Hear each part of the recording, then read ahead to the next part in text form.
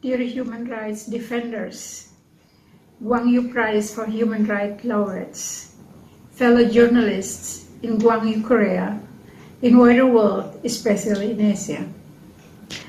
Please let me start my sharing from Jakarta, Indonesia, by sending a very, very warmest greetings to celebrate the 40th anniversary of the May 18th Democratic Uprising. Despite the COVID pandemic that's spreading all over the world now, let's keep our spirit high and hopeful hearts in this difficult time around. Please allow me to share something from Homefront, Jakarta, about strengthening human rights to fight COVID-19 in Indonesia. As an archipelago country of 17,000 islands, and of almost 267 million population, Indonesia faces huge and unique challenges. Since day first, the government officially announced the COVID-19 outbreaks. When it was firstly declared on 2nd March 2020, Indonesia had 2 confirmed cases. As of today, May 2020, by the time I prepare these notes, there has been 10,551 confirmed cases, 800 deaths, and 1,591 recovered. It skyrockets Indonesia COVID-19 mortality rate to highest in Asia based on the data of the Johns Hopkins University, Baltimore, Maryland. The infectious disease pandemic has significantly hit economy of the whole country. Millions of workers has lost their jobs. In Jakarta alone, the capital city, we can easily find new homeless people sleeping in front of closed shops, side of roads, empty parks, under pedestrian bridges. Weeks ago, they were workers with regular incomes at restaurants, factories, small shops, construction projects, just to name a few. Unemployment rate is soaring up. Indonesia Finance Minister Sri Mulyani Indrawati explained that millions of people will fall into poverty and unemployment as the COVID-19 pandemic batters the Indonesia economy. She also explicated that around 1.1 million new poor and 2.9 million new unemployed people would be added based on government-based scenario. And what is the prediction of the worst case scenario? More or less, 3.78 million people could fall into poverty and 5.2 million would lose their jobs. This situation will definitely affect our social and development conditions, said the minister. Statistic Indonesia BPS data showed that the country's unemployment stood at 7.05 million out of workforce of 133.56 million at 2019. Figures above is pushing the country to deal with a fundamental issue which should be taken immediately into highest priority by the authorities aside of health and fatality rate issues. It is employment security. The pandemic, we know that, had caused restriction of business activities and declined productions. Many have become jobless, even homeless. They are no longer able to pay room or house rents, nor returns to their hometowns, home islands, home villages. Why? Since mid-April 2020, the government has officially imposed large-scale social restrictions, or PSBB, in Greater Jakarta, and it has been followed by several provinces. Borders are closed, so are harbors and airports. Traveling between cities and islands are tightly restricted.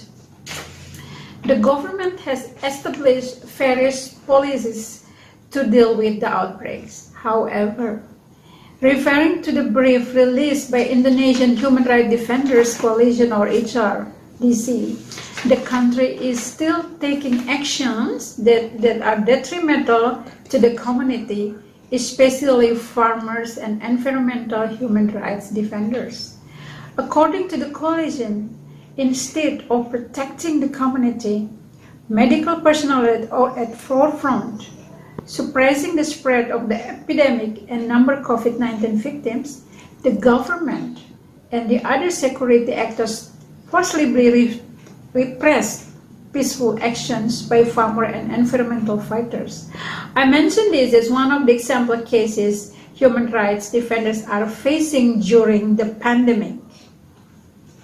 Speaking of which, we have at very least one crucial question to pose to human rights defenders.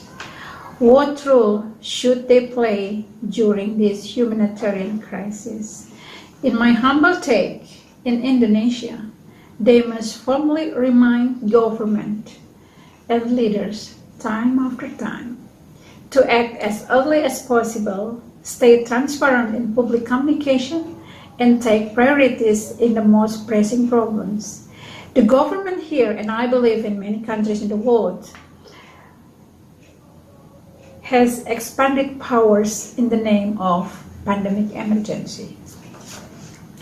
Regarding to this matter, human rights defenders should step in and make sure that the expanded powers of authorities do not turn out into threats to freedom of expressions or using pandemic statistics for political motives, for instance.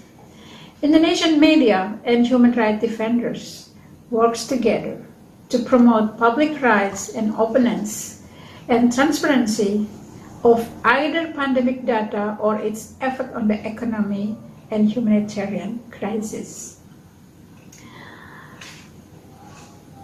Correcting and clarifying unclear data became one of the human rights defenders' high concerns and actions in this country. Unfortunately, this makes them an easier target since certain authorities use pandemic crisis to attack civic freedoms, and it may come in various forms of actions. For instance, the arrest of people accused spreading fake news about COVID-19 has occurred here and there. National media and human rights defenders, so they call the national police to stop using these repressive methods. The most effective way to prevent hoax news, in my opinion, is to provide transparent information about the disease. As of the end of March 2020, Tempo Weekly magazine and many major media in the country reported the Directorate of Cybercrime Prosecution at the National Police Criminal Investigation Department had named 51 people as suspects for spreading fake news about the coronavirus. The way to stop the information like this is not to arrest people responsible, but to provide the accurate and trustworthy information. Some human rights defenders and independent observers who try to provide alternative facts and figures, then the government reportedly to have forcibly silenced. Yes, that's what we heard. As a matter of fact, Indonesian poor and rich don't get equal opportunity to COVID-19 tests. Why is that? Because the government offers free testing at hospital only for those who have been in contact with positive cases and who have visited high-risk areas and present with COVID-19 symptoms. People who present with symptoms but have no contact history are not eligible for free testings. While such prioritization understandable given the country's limited resources, it also leads to an equal access to testing. My dear friends, let me remind ourselves that during the pandemic crisis, human rights defenders in any country of the world, including Indonesia, including in Korea, are still dealing with the same old problems: harassments, killings, death threats, and other attacks and intimidation of human rights defenders related to COVID-19, while major media, government, authorities, even wider public are probably merely paying attention to only the pandemic.